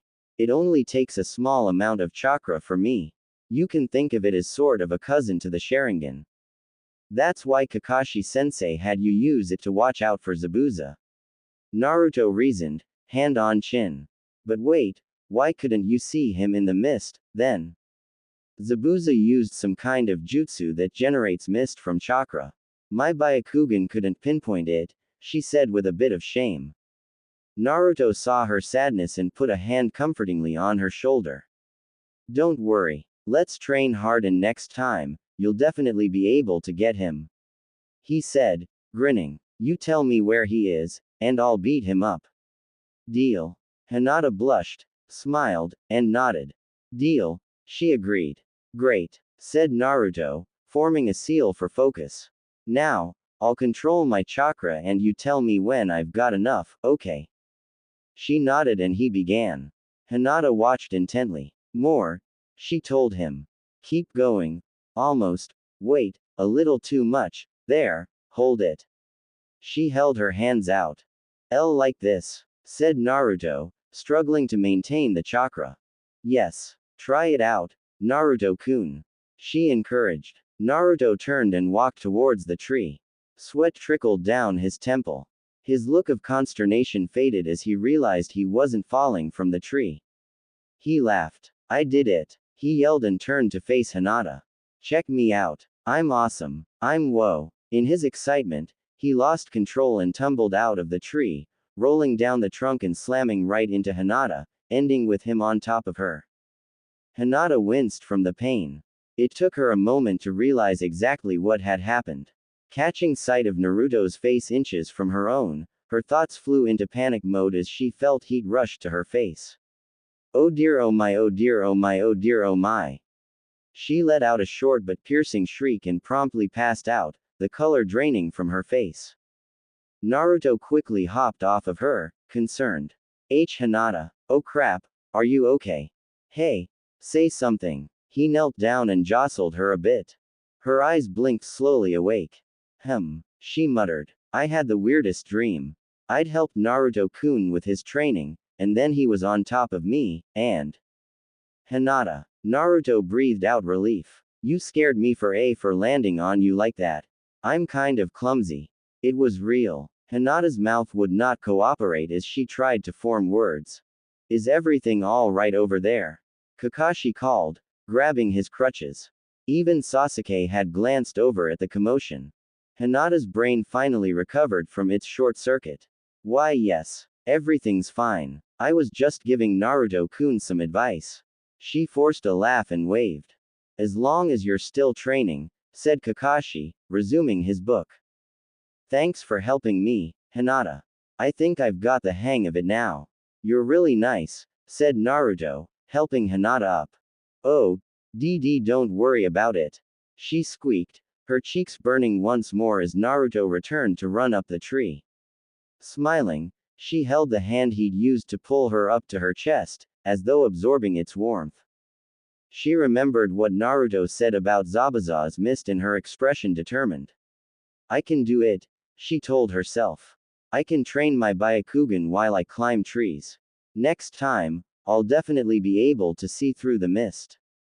Suddenly, she felt Sasuke tap her on the shoulder. Hinata, what did you and Naruto talk about? He asked as she turned. Why do you want to know, Sasuke-kun? Sasuke hesitated before answering. Before you two talked, Naruto could barely get 2 steps up the tree. Now he's climbed higher than I have. Did you give him some advice? Hinata nodded a bit sheepishly. He looked like you could use some help. Sasuke averted his gaze, his pride getting the better of him. Well, could you tell me what you told him? He asked quietly. Hinata blinked in surprise. This was unexpected. Of course, she said with a smile. Here, focus chakra at your feet. Naruto looked down from his branch and chuckled. Stupid Sasuke. He sees me being so awesome that he has to beg Hinata for help when she offered it to me on her own. I'm on my way to being Hokage. Meanwhile, Kakashi smiled, glancing sidelong at his students. Things seem to be going well. I was right after all. He turned a page in his book. Hinata sat fidgeting in Tezuna's home. Naruto had been out training very late each night since they'd started. Thanks to her aptitude at the tree climbing exercise, Kakashi had assigned Hinata to guard Tezuna during the day while he worked on the bridge. She had mixed feelings about this. At once, it was great praise to be given the task to guard their client. At the same time, however, this not only caused her to train more at night, it also separated her from Naruto. Despite the ever-present danger of Zabuza's return, the day-by-day training alongside Naruto and Sasuke had been enjoyable, even fun, dare she think it. But duty called as it always did, and now she spent the day observing just how terrible the situation in the Wave Country really was. Even so, she got in the extra training for her Byakugan.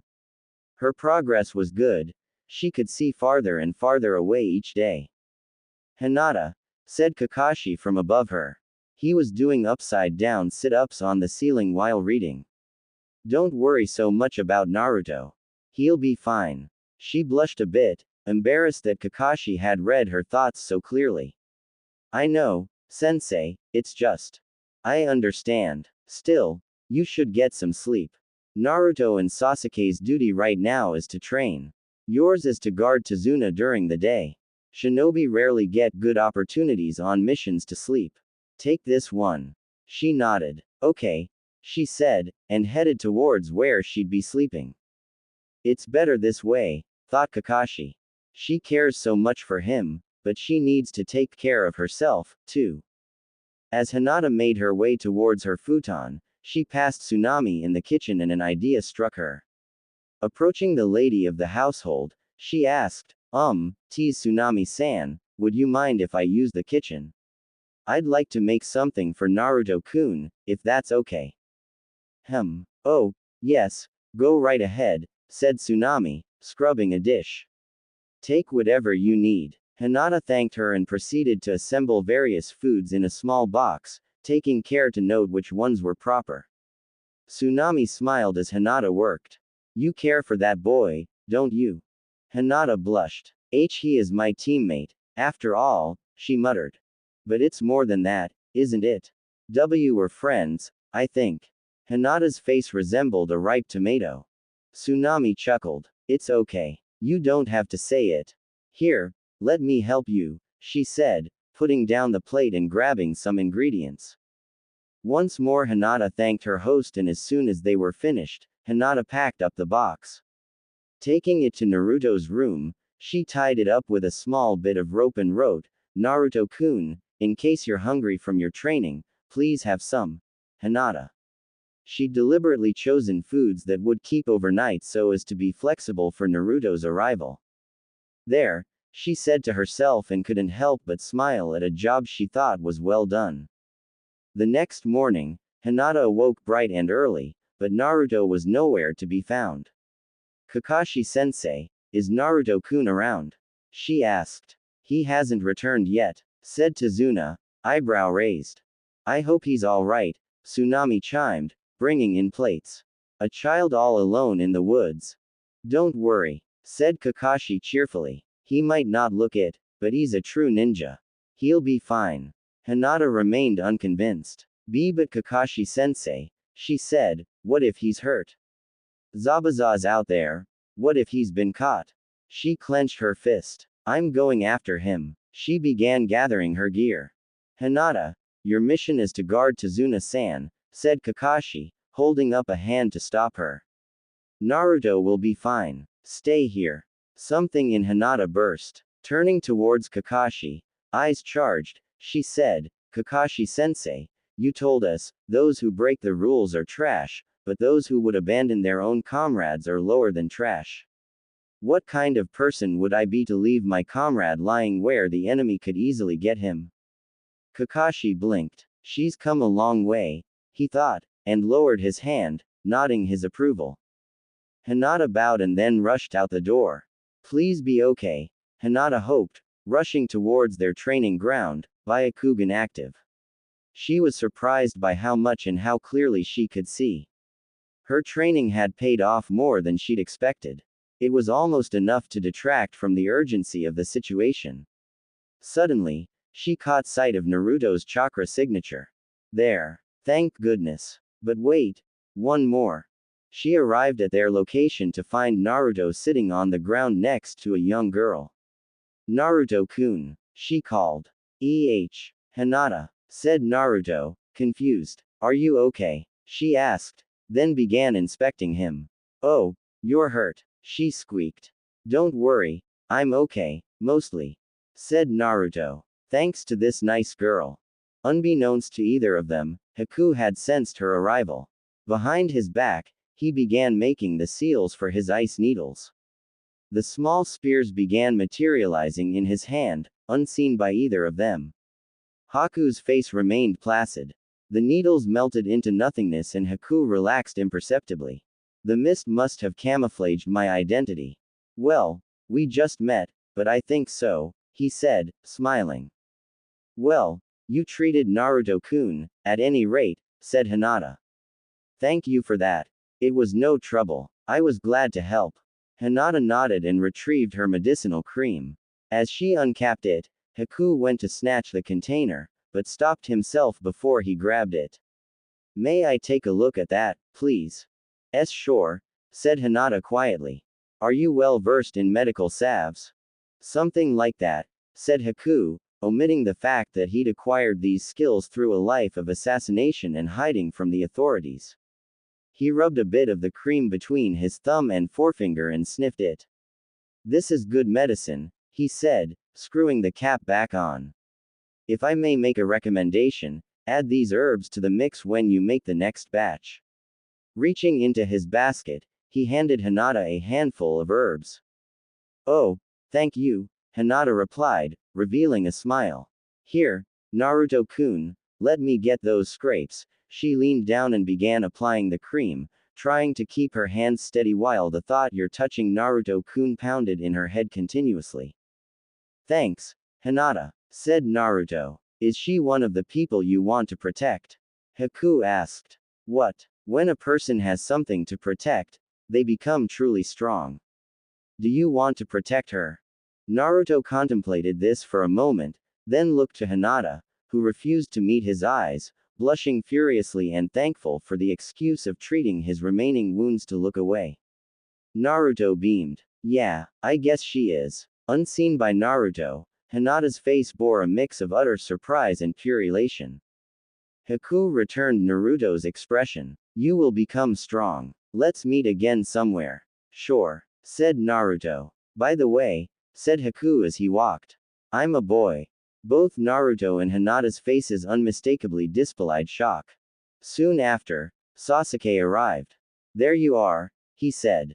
Hinata. Kakashi says to return, since you've found Naruto. Naruto, you should get back to work. He brushed by the two of them and resumed training. When Naruto eventually returned that night, he found a bento box laid on his futon. Reading the note attached, he smiled. Hinata. She was worried about me. He opened it and to his surprise, the food was still good. As he was about to dig in, he hesitated, quickly closed the lid, and loaded the box into his pack. This'll make a good snack in the middle of training. Closing his bag, he took off out the door and towards the training ground once again. The next morning, Kakashi wandered out alone towards where he hoped his students would be. Not a single one came home last night. It was enough to actually worry him. He found Hinata on the ground, lying against a tree that bore many cuts, an orange jacket draped over her like a blanket. Hinata, he called. Her eyes opened slowly and she smiled. Naruto-kun's jacket. Did he? She wondered as she inspected the jacket. Oh, good morning, Kakashi-sensei, she said groggily, and hoisted herself up. Good morning. Were you out here all night? He asked, looking around. Yes, though I fell asleep and Naruto-kun and Sasuke-kun were still training, she said with a bit of a frown. Did I miss my shift with Tazuna-san? What time is it? No, it's still early. Speaking of Naruto and Sasuke, where are those two? All check. Just as she formed the seal to activate her Byakugan, a kunai dropped to the ground from above. Kakashi and Hinata looked to its origin and found Naruto chuckling to himself, slung over a tree branch. He's climbed even higher than last night, said Hinata cheerfully. What'd you think? Naruto called. Look at how high I can climb. As he stood up on the branch, he stumbled and began to teeter backwards. Naruto-kun, watch out! Cried Hinata. Oh no, said Kakashi, if you fall from that height. Naruto slipped off the branch. Hinata screamed and Kakashi looked panicked until Naruto caught himself on the branch with his feet. Just kidding, he said, laughing as he swung back and forth. You guys fell for it. As Hinata began to breathe a sigh of relief, however, Naruto's grip on the tree loosened and he began to plummet, prompting another shriek from Hinata and Naruto, before being caught by the ankle by Sasuke. You moron, said Sasuke coolly as Naruto panted his relief. Kakashi glanced around at his students, at Naruto, who had resumed his place on the tree, at Sasuke, who stood smirking at his teammates' ridiculousness, and at Hinata, who was cheering for her friend's success while silently celebrating her own. Only a short while ago, Kakashi had made fools of each of them during the bell test. Now, it seemed they were so much more than they were before. They've all grown so well, he thought, and smiled wide. The next night, Naruto and Sasuke stood atop the very peaks of the trees, swaying in the wind as the moonlight washed over them. Both of them bore wide grins, even if Naruto's was formed through some heavy breathing. Want to go back? Sasuke asked casually. Yeah, said Naruto. He turned to look at Hinata, who herself was clinging to a slightly shorter tree. You coming with, Hinata? She nodded and smiled. It had cost her quite a lot of sleep to make up the training time while maintaining her schedule of guarding Tazuna. She had had to create little methods of mini-training to compensate while she tended her duties. There had been times she thought she would give up, but whenever fatigue encroached of the edges of her vision, she would remember the promise Naruto swore on his hand and would push back the exhaustion. At last, she realized, it was all worth it. Sasuke's foot pushed the door to Tazuna's home open. Team 7 entered triumphantly but wearily. Sasuke supported Naruto and Hinata found herself clinging to Naruto's arm. Some part of her was amazed that she wasn't hyperventilating at this level of physical contact and was certain she would freak out twice as much to make up for it the next day. You're finally back, said Tazuna. What's this? You look super dirty and worn out. We made it to the top, said Naruto. All three of us. All right, said Kakashi promptly. Starting tomorrow, Naruto, you and Sasuke will help Hinata protect Tazuna-san. Hearing this, Hinata closed her eyes, gave a pleasant smile, and leisurely collapsed on the floor, fast asleep. Kakashi laughed awkwardly. Let's get her upstairs, shall we? Naruto-kun. Hinata lightly prodded Naruto's shoulder as he lay unconscious. He responded by snoring loudly and rolling away.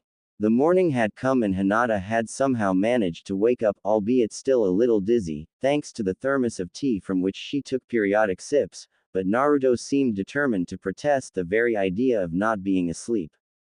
Leave him, Hinata, said Kakashi. He's pushed his body to the limit.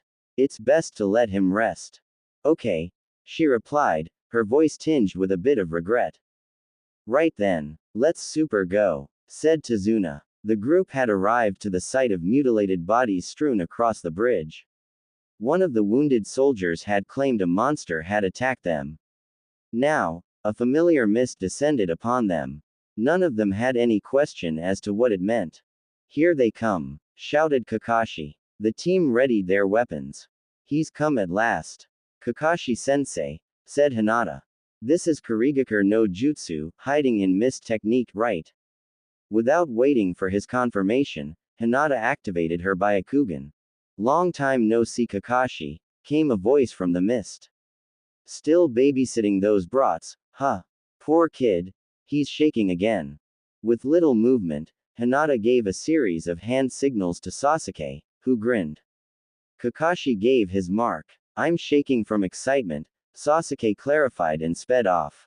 The sound of blades slashing through flesh echoed from the mist and 5 Zabuza Bunshin dropped to the floor before exploding into water. Sasuke smoothly landed back in his original spot. He defeated my Bunshin, but how did he see them? Asked Zabuza. Ah, that girl. She can see through it now, can't she? Zabuza gave a low chuckle. Your brats have grown, Kakashi. The real Zabuza and Haku emerged into view. Looks like some rivals have appeared, Haku. It does indeed, answered Haku. That masked one was an ally after all, said Kakashi. I'll fight him, Sasuke declared. Trying to trick us with that stupid act, I hate bastards like him the most. Be careful, Sasuke-kun, said Hinata, focusing on Zabuza and Haku. They have strong chakra. She felt something familiar about them, but couldn't place it. I'll be fine, Sasuke replied with confidence. Thanks to your help, I've been able to get much stronger. An impressive young man, said Haku. Even though the Mizubunshin have only 1/10 of the strength of the original, it is still rather impressive. We've got the advantage, said Zabuza. Go. Yes, said Haku, who disappeared in a vortex of water before quickly appearing right in front of Sasuke, swiping at him with a needle. Sasuke repelled it with his kunai. Hinata, stay with Tazuna and keep watch with your Byakugan. We'll let Sasuke handle him. Right, Hinata replied, channeling more chakra to her eyes. She watched as Sasuke was able to keep up with Haku, feeling an unfamiliar rush as she realized just how far they'd come. We can do this, she thought excitedly as Sasuke delivered a sharp blow right to Haku's face. I can't have you disparaging my team by calling them brats, Kakashi said calmly. Sasuke is the #1 rookie in the village. Hinata is the heir to the most noble clan of Konoha. She blushed from the praise. And the other one is the #1 unpredictable ninja of them all. Zabuza began to laugh, and the battle took a dark turn. Hinata's efforts to break Haku's ice mirrors had been in vain. Even with her newly augmented Byakugan, she couldn't hit Haku with shuriken without him blocking them. Her confidence began dwindling. This is bad. Sasuke-kun is going to. Just then, she noticed something on the edge of her vision. Her grin returned. Yes, he's here. Naruto arrived in a burst of smoke. Uzumaki Naruto has finally arrived. He announced. Now that I'm here, everything's gonna be fine. The main character of a story usually shows up just in the nick of time to kick the enemies. Hinata felt renewed strength from Naruto's arrival. We can win this. Suddenly, Zabuza threw some shuriken at Naruto, only to be blocked by an equal amount of needles from Haku. Haku, what is this? Asked Zabuza. Zabuza-san, please let me fight these children my way, Haku answered. So you don't want me to interfere? You're as soft as always, said Zabuza. With a quick jolt of worry, Hinata watched as Naruto leapt through the air into the very circle in which Sasuke had been trapped. Oh no, she squeaked as Naruto and Sasuke began to argue about the former's decision. This made Naruto's timely arrival now thoroughly untimely. With both of them trapped and Kakashi engaging Zabuza. We're doomed, Hinata whispered, unaware that she was saying it out loud. Don't worry, Hinata, called Kakashi. Protect Tazuna-san, follow my orders, and everything will be okay. You can see through the mist now. You've come a long way. He used his kunai to swat several shuriken which had suddenly appeared out of the air. Stirred by Kakashi's words, she resumed focus, watching for movement. Watch your six, sensei. She yelled. Kakashi turned and for a brief second his hand crackled with energy as he swiped at Zabuza, who wasn't able to completely dodge the lightning blade and took a small blow to the shoulder before retreating. I've underestimated your brats, Kakashi, said Zabuza. I've underestimated you as well. To think that I would see the copy ninja's one and only original jutsu. I'm honored. Hinata's blood pumped rapidly from her success in assisting Kakashi. Maybe they would make it through this after all. I just have to believe in Naruto-kun and Sasuke-kun. Kakashi-sensei. 3 o'clock. She called and Kakashi ducked the giant blade swing. While Kakashi's battle raged on in their favor, Naruto and Sasuke were not faring so well. Haku had stepped up his game and even though Hinata had noticed a change in Sasuke's chakra flow, particularly around his eyes, they were only barely managing to dodge the deadly needles flying through the air. Hinata told herself that it would be okay, that all she had to do was concentrate on aiding Kakashi, even though she couldn't shake the feeling of familiarity that hit her whenever she focused on Haku's chakra. Until she saw Sasuke hit the floor, that is. Oh no. Sasuke had been the one dodging everything and had taken a load of needles for Naruto. Is Sasuke-kun? She focused further on his body and managed to catch a steady, though weakened chakra flow. Thank goodness, she thought in relief. She still worried about how Naruto would now handle the battle. She desperately wanted to go help him, but if she left Tazuna alone, Zabuza would surely kill him. She began shaking, her mind split between her duty and her desire to assist Naruto. Naruto's sudden change in chakra flow changed her mind. The color of his chakra changed dramatically, from a serene blue to a bright, blazing red, emanating from his abdomen. What is this? The chakra began manifesting itself physically above Naruto, forming the shape of an awful face, almost like a dog or even a fox. His numerous wounds instantly healed themselves. Hinata had never seen anything like it. It was as though he had 2 chakra sources, but that was impossible. She focused further on its source, trying to gauge its true nature, but the more she looked, the more she became frightened. Suddenly, as she gazed upon it, she felt it look back at her. A horrible sensation overwhelmed her. She felt as though a monster's claws were crushing her throat. She screamed, deactivating her Byakugan out of reflex and the sensation dissipated. Kakashi, having apparently noticed Naruto's chakra as well, had brought out a scroll and drew a line of his blood on it, intending to swiftly end the fight with Zabuza. Hinata panted, still shaking from the fear. The sound of a hard impact and the sharp cracking of some object snapped her out of it and the feeling of the demonic chakra vanished. Her worry for Naruto returned to her and she reactivated her Byakugan. Naruto's chakra had returned to normal and her nerves relaxed. Just then, the feeling of familiarity from earlier made sense to her. Since Haku had stopped molding his ice release chakra, Hinata could analyze his chakra.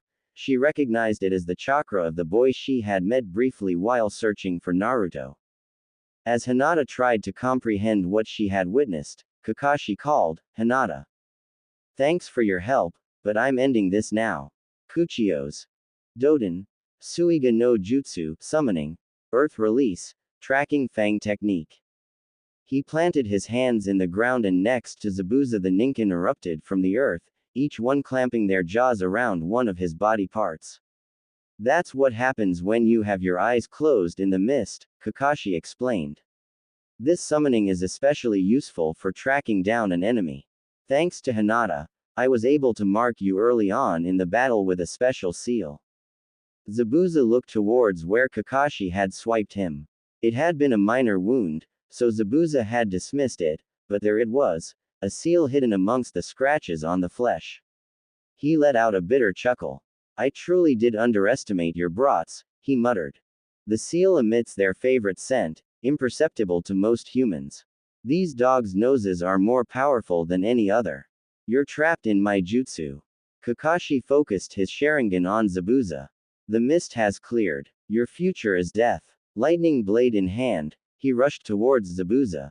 Hinata felt a troubling mix of emotions as she and her team stood at Haku and Zabuza's graves, 2 weeks later. After all their struggles, the end had been so abrupt, yet so intense. At once, Hinata was happy that they had won the battle and that the village and Team 7 was safe. Yet after everything Haku and Zabuza had said about being shinobi, Kakashi-sensei, she piped up, frowning as she faced the ground. Were these two right about being shinobi? A shinobi isn't supposed to pursue his own goals. Becoming the country's tool is the most important. It's the same for Konoha, Kakashi answered. Is that what it really means to become a ninja? Said Naruto, bitter expression upon his face. You know what? I don't like it. You think so too, said Sasuke. Well, each and every ninja has to live their lives dealing with that issue, just like Zabuza and this boy, Kakashi explained. Okay, I just decided, I'm going to be a ninja in my own way, declared Naruto. Kakashi and Hinata smiled. After they said their goodbyes to Tazuna, Tsunami and Inari, Team 7 departed from the village. Yay, let's get home fast so I can have Iruka-sensei treat me to ramen. Oh yeah, and I totally have to tell Konohamaru of my legendary feats. Can I come along? Asked Hinata timidly. Sure, you can help me tell the story. Naruto replied enthusiastic. Her heart swelled and she smiled. We should do another A-rank mission, he told Kakashi. Hinata stumbled a bit at the prospect. No, said Kakashi. Zabuza and Haku, it's a miracle that we all survived a battle at that level. Naruto let out a noise of disappointment. Well, you can do another A-rank mission when you train and get stronger. Naruto hemmed in thought. Well, I wanna do that, but first I've gotta find the strength to fight for the things I want to protect. At Kakashi's confused look, he explained, just like Haku said, when people want to protect something, they can become as strong as they need to be. I see, said Kakashi after a pause. So you think that way as well, then? Yeah, I realized it after seeing Zabuza and Haku. Me too, Hinata said quietly. I want to become strong so I can protect what's important to me. Kakashi smiled. I'm proud of you guys, he said, generating expressions of surprise on Naruto and Hinata's face.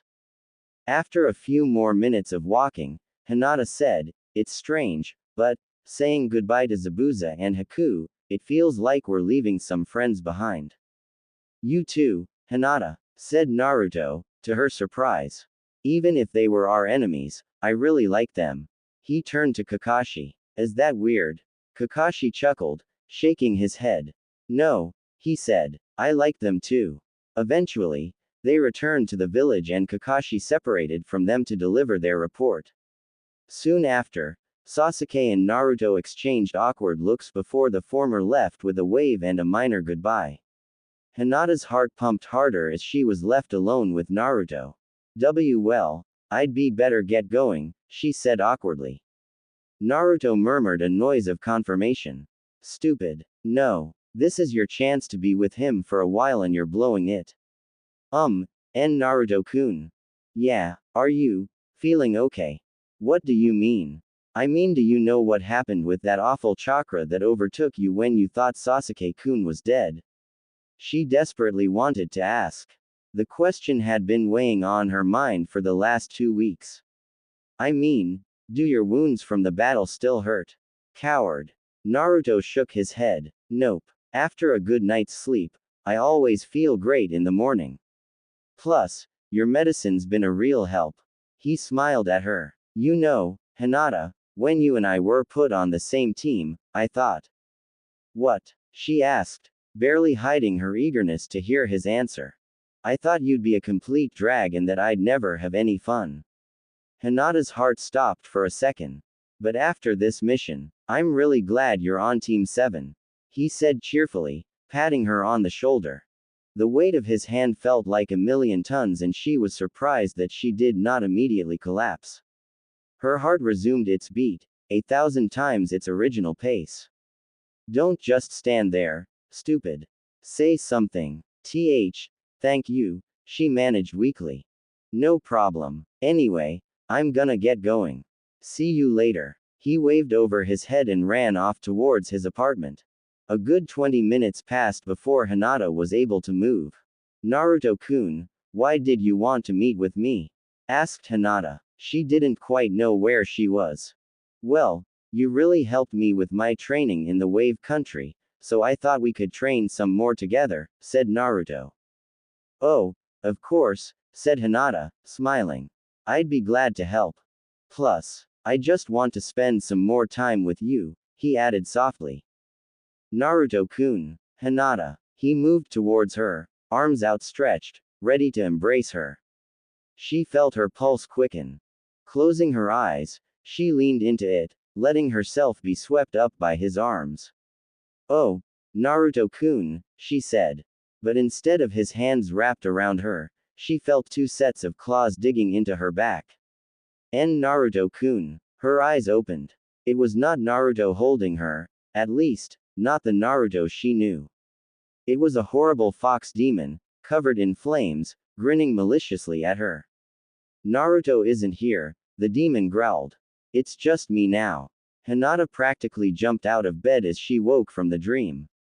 She was covered in sweat and hyperventilating. It had all seemed so real. She still shook from the remnants of terror. She couldn't shake that feeling, that terrible feeling that had overtaken her when she had tried to look to the source of the red chakra all those weeks ago. It had looked at her. It was alive, but it didn't make any sense and Naruto didn't seem to know anything about it. Maybe Kakashi-sensei knows what it was, she thought. He seemed to take notice of it too, after all. She decided that she would talk to him about it in the morning and attempted to go back to sleep. This attempt would prove to be a failure. If you want me to stop making you look bad, said Sasuke, then just get stronger than me. Tensions ran high in Team 7, Hinata thought as she awkwardly watched Naruto and Sasuke glare at each other. Maybe we should all just take a deep breath, she suggested, forcing a smile. Neither of them listened. The sense of accomplishment gained from completing their A-rank mission had subsided rather quickly. Instead of being invigorated by their team's success as Hinata thought might happen, the team, meaning Naruto and Sasuke, had begun falling to infighting more and more. While it was true the boys weren't exactly best friends despite Hinata's best efforts to make the team run smoothly, after these past few missions they were constantly at each other's throats. To make things worse, every time she tried to ask Kakashi about the red chakra she'd observed from Naruto, he would brush it off or make up an excuse and leave. Still, it doesn't hurt to try. Kakashi-sensei, I've been meaning to ask you, she began. Kakashi, turning his head up at something unseen by the others, cut her off. That's it for today. I have to go submit this mission report. Then I'm going home, said Sasuke, turning to leave. Kakashi-sensei, wait. Hinata reached out to Kakashi, but he had already disappeared. She sighed. Why does that always happen? Is he avoiding me, or is it just a coincidence? She turned to Naruto, who was preoccupied with a box on the ground. What kind of rock is squares with two holes in it? He accused the box. I see right through that. 3 children climbed out from under the box. That's the man I view as my rival, said Konohamaru, arms crossed. The 3 kids discussed playing ninja with Naruto, which amused Hinata slightly. A ninja playing ninja, Naruto-kun? She asked, chuckling. Well, it's not like that, he said, scratching his head, embarrassed. Hey bro, who's this girl? Konohamaru yelled excitedly, pointing a finger at Hinata. He analyzed her expression for a moment before planting his fist in his palm, clarity appearing on his face. Not bad, bro, he said not too quietly to Naruto, who looked confused. She's your. He held up his pinky finger. This. Hinata's face erupted into complete redness. Sweat poured down her face. Dizziness overtook her. Me, and Naruto-kun. She stammered. That's it's I. Naruto laughed. Oh, that, nah, Hinata and I are just friends. Right Hinata? The world stopped spinning around Hinata. Her face blanched. The words, just friends, bounced around in her skull. Yes, she muttered tonelessly. That's right. Konohamaru shrugged. Oh, that's a shame. She's pretty, boss. Excuse me, said a voice behind them. Might you be Konoha Genin? The turn to see 2 people. A boy dressed in all black wearing makeup and a blonde girl holding what appeared to be a giant fan. What's it to you, ugly? Said Konohamaru. Kankuro smiled. Well, I just thought we'd have some fun before our leader arrives. Hey guys, said Kakashi the next day from above a lamppost. Today, I got lost on the road of life. Liar. Naruto accused, enraged. Hinata tried to hide her ever-growing dislike of Kakashi's tardiness. Anyway, Kakashi proceeded, glossing over Naruto's anger. This is sudden, but I've nominated you guys for the Chunin exam. You think that makes up for it? Naruto continued. Here are your applications, Kakashi said, offering them each a pamphlet. Kakashi-sensei, you're the best. Naruto squealed, latching onto Kakashi, who was visibly uncomfortable. Hey, stop, let go, said Kakashi, trying to wriggle Naruto off. After succeeding, he added, this is just a nomination. Whether you take the exam is up to you. Those who wish to take the exam, sign those papers and turn them into room 301 by no later than 4 in the afternoon tomorrow. That's all. With that, he vanished, leaving the team to contemplate the possibility of the exam. Naruto giggled with glee as he examined the application. There's gonna be lots of strong guys in this thing. Like that guy from before. His smile suddenly evaporated as he scowled, and Hinata could tell he was thinking that Sasuke, too, was one of the strong guys with whom he would have to compete. To her surprise, however, Sasuke began grinning. Is he excited to fight strong people?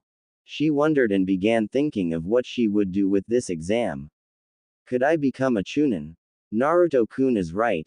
There are bound to be plenty of strong people. She looked at Naruto and Sasuke, remembered their united training, and smiled. I've become stronger too. I could see through the mist. Maybe even I could do it. She clenched her fist. I'll do it too. Tomorrow, Naruto-kun, Sasuke-kun and I will take that test. Eventually, the group split and each member went their separate ways. Hinata entered the Hyuga complex, greeting Ko pleasantly before heading towards her quarters. On the way, she encountered her cousin Neji in a hallway. A sense of nervousness suddenly took her over as he looked in her eyes. Hello, Hinata-sama, he uttered, bowing. Hello, Neji-nisan, she replied, returning his bow and trying her best to appear calm and cool. He glanced at the pamphlet in her hand. Is that the Chunin exam application? He asked, already knowing the answer. Oh, why yes, she replied. Kakashi-sensei nominated my team. I think I'm going to take the test. An awkward moment passed. Said Neji plainly. Hinata's shoulders relaxed until he continued. Well, far be it from me to tell the main house what to do, but I do not think it is a good idea for you to take this exam, Hinata-sama. Why is that? She asked after a moment. Isn't it obvious? Said Neji. You aren't really cut out for it. Hinata felt stricken. Hinata-sama, there will be many, many strong shinobi from all over the world at this exam. Do you think you can honestly best all of them? I might do okay, she muttered, unable to look him in the eye. Let's not fool ourselves, Hinata-sama. I'm just looking out for your best interests. You'll get hurt. After all, I will be taking part in this exam. His voice took a deeper tone. I do not want you to have to fight me. She noted his specific wording as she stood there, unable to reply. Please. For both our sakes. She opened her mouth, but nothing came out. Suddenly, Ko entered the hall and said, Neji, you're in.